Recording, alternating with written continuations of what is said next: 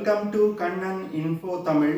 நம்ம இன்னைக்கு என்ன டாபிக் பார்க்க போறோம் அப்படின்னா, ரெண்டு முக்கியமான டிஃபென்ஸ் அப்டேட் இந்த வீடியோல பார்க்க போறோம். முதல் டிஃபென்ஸ் அப்டேட், பல வருடங்கள் கழித்து இந்தியா மற்றும் ரஷ்யாவுக்கு இடையே மிகவும் ஒரு முக்கியமான ஆயுத ஒப்பந்தம் கையெழுத்திடப்பட்டிருக்கு. அதாவது இந்திய கடற்படையில் பயன்பாட்டில் உள்ள நீர்மூழ்கி கப்பல்களின் ஃபயர் பவரை அதிகப்படுத்துவதற்கு இந்த ஆயுத ஒப்பந்தம் ரஷ்யா மற்றும் இந்தியாவுக்கு இடையே கையெழுத்திடப்பட்டிருக்கு. இந்தியா ரஷ்யாவிடமிருந்து ஒரு ஆன்டி ஷிப் க்ரூஸ் மிசைல இந்த ஒப்பந்தத்தின் மூலமா வாங்க போறாங்க.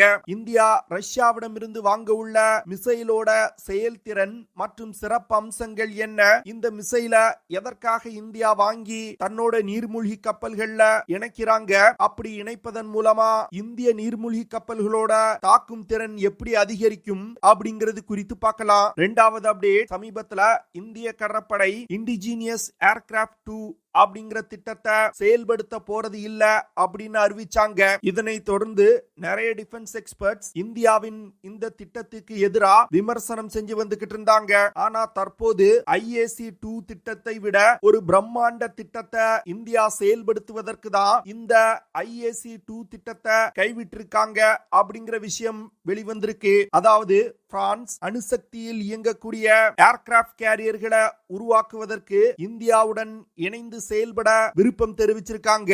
இதிலிருந்து பிரான்ஸ் மற்றும் இந்தியா இணைந்து அணுசக்தியில் இயங்கக்கூடிய ஏர்கிராப்ட் கேரியர்களை உருவாக்குவதற்கு திட்டமிட்டு வருவது ரொம்ப தெளிவா தெரியுது. பிரான்ஸ் அணுசக்தியில் இயங்கக்கூடிய ஏர்கிராப்ட் கேரியர்களை உருவாக்குறதுல இந்தியாவுக்கு எந்த விதத்துல உதவி செய்ய போறாங்க, இதன் மூலமா இந்தியாவுக்கு கிடைக்கக்கூடிய நன்மைகள் என்ன, பிரான்சும் இந்தியாவும் இணைந்து தயாரிக்கும் அணுசக்தியில் இயங்கக்கூடிய ஏர்கிராப்ட் கேரியர்களோட செயல்திறன் மற்றும் சிறப்பு அம்சங்கள் என்ன, அந்த ஏர்கிராப்ட் கேரியர் இந்திய கடற்படையோட தாக்கும் திறனை எப்படி மாற்றி அமைக்க போகுது அப்படிங்கிறது குறித்து நம்ம டீடைலா இந்த வீடியோல பார்க்கலாம். டிஃபென்ஸ் செக்ரட்டரி ராஜ்குமார் சிங் அவர்களின் தலைமையில் பிப்ரவரி 4 இந்தியா மற்றும் ரஷ்யாவுக்கு இடையே மிகவும் ஒரு முக்கியமான ஆயுத விற்பனை தொடர்பான ஒப்பந்தம் கையெழுத்திடப்பட்டிருக்கு. அதாவது இந்த ஒப்பந்தத்தின் மூலமா ரஷ்யா இந்தியாவுக்கு நீர்மூழ்கி கப்பல்கள்ல இருந்து லான்ச் செய்யக்கூடிய ஒரு ஆன்டி ஷிப் க்ரூஸ் மிசைல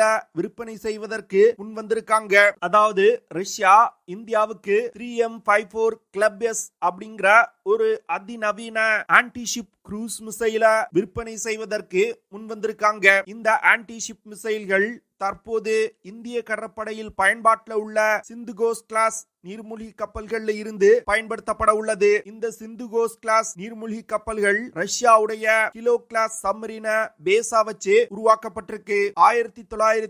1986 வருடத்துல இருந்து இந்த நீர்மூழ்கி கப்பல்கள் இந்திய கடற்படையில் பயன்பாட்டில் இருந்து வருது. இப்போ இந்த 3M54 கிளப் எஸ் மிசைல்கள் இந்த நீர்மூழ்கி கப்பல்கள்ல இணைக்கப்படுவது இந்த நீர்மூழ்கி கப்பல்களோட தாக்கும் திறனை மிகப்பெரிய அளவில் அதிகரிக்கும். ஏன்னா இந்த Klub S anti ship cruise missile ஒரு அதிநவீனமான மிசைல். இந்த மிசைல்னால 400 முதல் 500 கிலோகிராம் எடை கொண்ட வெடிப்பொருட்களை சுமந்து சென்று மிக துல்லியமான தாக்குதல்களை நடத்த முடியும். ரஷ்யா இந்தியாவுக்கு சப்ளை செய்யக்கூடிய 3M54 கிளப் எஸ் மிசைலோட எக்ஸ்போர்ட் வேரியன்ட் மிசைல்னால 220 முதல் 300 கிலோமீட்டர் தூரத்துல உள்ள இலக்குகளை மிக துல்லியமா தாக்க முடியும். இந்த மிசைல்னால ஒலியின் வேகத்தை விட 3 மடங்கு வேகமா பறந்து சென்று இலக்கை தாக்க முடியும். அது மட்டும் இல்லாம இந்த மிசைல்னால குறைந்தபட்சமா 20 மீட்டர்ல இருந்து அதிகபட்சமா 150 மீட்டர் உயரத்துல பறக்க முடியும். இந்த மிசைல இலக்கை நோக்கி வழி நடத்துவதற்கு initial guidance plus terminal active radar homing system இணைக்கப்பட்டிருக்கு. இதனால இந்த மிசைல்கள்னால இலக்கை மிக துல்லியமா தாக்க முடியும். ரஷ்யா இந்தியாவுக்கு சப்ளை செய்ய உள்ள மிசைல்கள் பிரத்யேகமா நீர்மூழ்கி கப்பல்கள்ல இருந்து பயன்படுத்தக்கூடிய மிசைல்கள். இந்த மிசைல்களை பயன்படுத்தி எதிரிகளின் போர்க்கப்பல்களை மிக துல்லியமா தாக்கி அளிக்க முடியும். பல வருடங்களா இந்தியா மற்றும் ரஷ்யாவுக்கு இடையே ஆயுத ஒப்பந்தங்கள் கையெழுத்திடப்படாமல் இருந்துச்சு. ஆனா தற்போது இந்த 3M54 கிளப் எஸ் மிசைலோட ஒப்பந்தம் கையெழுத்திடப்பட்டிருக்கு. இதுல இருந்து ரஷ்யா மற்றும் இந்தியாவுக்கு இடையே தொடர்ந்து ராணுவ ரீதியிலான உறவுகள் நல்ல நிலையில் இருப்பதை காட்டுது. இந்தியா ரஷ்யாவிடமிருந்து இந்த மிசைல்களை வாங்குவதற்கு முக்கியமான காரணம் தற்போது இந்தோ பசிபிக் ரீஜன்ல நிலவக்கூடிய பிரச்சனைகள் மற்றும் ஜியோபொலிட்டிக்கல் டென்ஷன்ஸ் காரணமா ரஷ்யாவிடமிருந்து இந்த அதிநவீன மிசைலை வாங்கி தன்னோட நீர்மூழ்கி கப்பல்ல இணைக்கிறாங்க. இந்தியா தன்னோட சப்மரீன் பிளீட்டை விரிவுபடுத்துவது மட்டுமல்லாமல் தற்போது இருக்கக்கூடிய நீர்மூழ்கி கப்பல்களை நவீனப்படுத்தும் வேலைகளையும் தொடங்கி இருக்காங்க. இந்த புதிய ஆன்டிஷிப் க்ரூஸ் மிசைலை பயன்படுத்தி பல்வேறு விதமான மேரிடைம் த்ரெட்ஸை இந்தியாவால சமாளிக்க முடியும். இது போன்ற புதிய மிசைல்கள் இந்திய கடற்படையில் இணைக்கப்படுறதுனால தொடர்ந்து இந்தியாவால இந்திய பெருங்கடல் பகுதியில தன்னுடைய ஆளுமையை தக்க வைத்துக் கொள்ள முடியும். அது மட்டும் இல்லாம ரஷ்யா இந்தியாவுக்கு கொடுக்க உள்ள இந்த மிசைல் உலகின் தலை சிறந்த ஆன்டிஷிப் க்ரூஸ் மிசைல்கள்ல ஒன்று. கண்டிப்பா இந்த மிசைல் இந்திய கடற்படையில் இணைக்கப்படும் பொழுது இந்திய கடற்படையோட தாக்கும் திறன் மிகப்பெரிய அளவில் அதிகரிக்கும். அடுத்து பிரான்ஸ் இந்தியாவுடன் இணைந்து next generation nuclear powered aircraft கேரியர்களை உருவாக்குவதற்கு விருப்பம் தெரிவிச்சிருக்காங்க.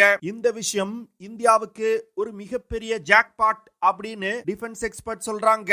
ஏன்னா பிரான்ஸ் ஏற்கனவே சார்ல்ஸ் டிகாய் அப்படிங்கிற ஒரு அணுசக்தியில் இயங்கக்கூடிய ஏர்கிராஃப்ட் கேரியர்களை உருவாக்கி தங்கள் படையில் இணைச்சிருக்காங்க. இதனால பிரான்சுக்கு நியூக்ளியர் பவர்ட் ஏர்கிராஃப்ட் கேரியர்களை உருவாக்கும் தொழில்நுட்பம் தெரியும். இந்தியாவும் INS விஷால் அப்படிங்கிற அணுசக்தியில் இயங்கக்கூடிய ஏர்கிராஃப்ட் கேரியர்களை உருவாக்கணும் அப்படிங்கிற திட்டத்தை வச்சிருக்காங்க. அதாவது பிரான்ஸ் INS விஷால் விமானம் தாங்கி போர்க்கப்பல்களை உருவாக்கும் திட்டத்துல இந்தியாவுக்கு உதவ முன் வந்திருக்காங்க. அது மட்டும் இல்லாம கிட்டத்தட்ட 75,000 டன் எடை கொண்ட பிரம்மாண்ட ஏர்கிராஃப்ட் கேரியரை 2030வது வருடத்துக்குள் கட்டி கொடுப்பதற்கு பிரான்ஸ் உறுதி கொடுத்திருக்காங்க.